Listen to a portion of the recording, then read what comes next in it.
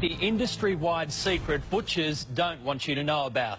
Major suppliers have been caught using a special product known as meat glue to stick together scraps of meat to sell as prime cuts.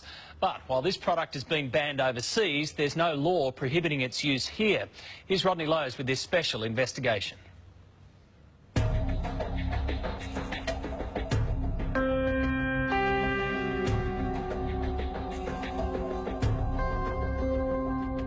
It's the meat industry's dirty secret, a way of turning the scraps too small to sell as a premium steak back into a juicy, plump eye fillet to sell for a premium price. So clever, you'll never tell. Not even an expert can. Before, you didn't even pick that as a join, though, did you? It doesn't even tear through the joint.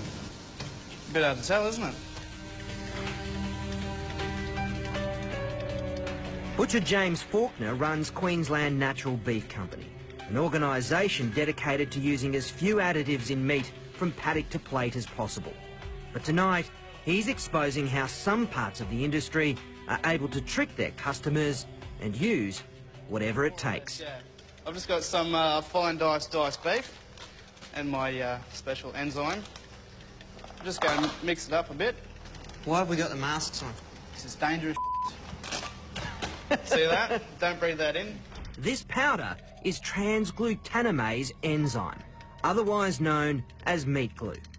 Meat glues come in a number of forms, some produced by cultivating bacteria, the others, the primary ingredient comes from the blood plasma of pigs and cattle, specifically the coagulant which causes blood to clot. In the food industry, it has amazing properties. So just got a little bit here, about a teaspoonful. Yep. Just over the top like that. And with our gloves on, of course, we mix it up. Then roll it in plastic film and refrigerate. 6 hours later, you have a solid piece of meat. And essentially, you've got a reborn, rebirthed thigh fillet. More or less, yeah.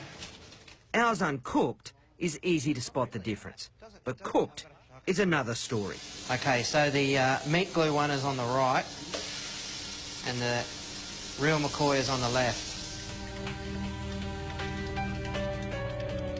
And it's not just beef. Pork, lamb, fish and chicken are all stuck back together using this glue. It looks like one piece of chicken. It's unbelievable, isn't it? Yep. But hard to tell, isn't it? Particularly that. On the grill, it's even harder to pick. So that's the real McCoy. Give this a burl.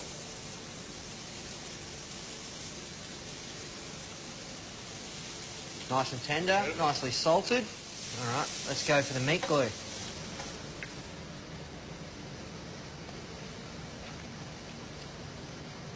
I can't tell the difference. Pretty good, but potentially dangerous. I've sort of got two concerns. One that is well publicised, which is misleading people. The other area is the microbial side. It's why the European Union moved to ban meat glue in May last year. Microbiologist Glenn Pinner.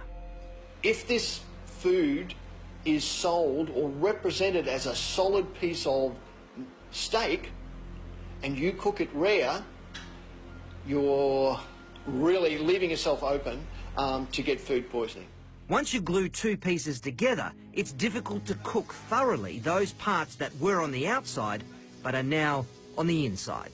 The amount of bacteria on a steak that has been put together with meat glue is hundreds of times higher. We had no idea how guarded a secret this was until we started contacting restaurateurs and butchers to ask them about the use of meat glue. Many of them didn't want to speak for fear of upsetting their suppliers, creating bad blood in an industry that has become very clever at using this product. Are you just shaking your head? A little bit. It's unbelievable, isn't it?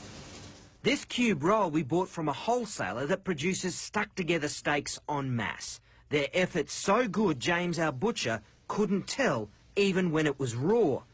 It's even harder in the restaurant, which are some of the biggest users of glued meat. And chances are, unless you're a vegetarian, you're eating it on a regular basis. But with current labelling laws, neither butchers nor your local eatery have to tell you you're eating chicken glued together with cow's blood or beef held together by pig. It's the same reason they can take low-grade meat and pump it with water and flavour to make it edible. Okay, so just after about a minute or two, we've got quite a lot of moisture out of there. And we've lost almost half a kilo. Then the practice of selling mutton as lamb and old cow as prime cut beef. Like this. So old, a meat grader said it was only good for pet mince. You've got yellow fat colour, really dark meat colour. It's definitely off a really old type of animal. In New South Wales, new labelling regulations have just been introduced to help consumers choose quality meat, but it's not compulsory. So for most of us, picking a quality piece of meat is still a shot in the dark.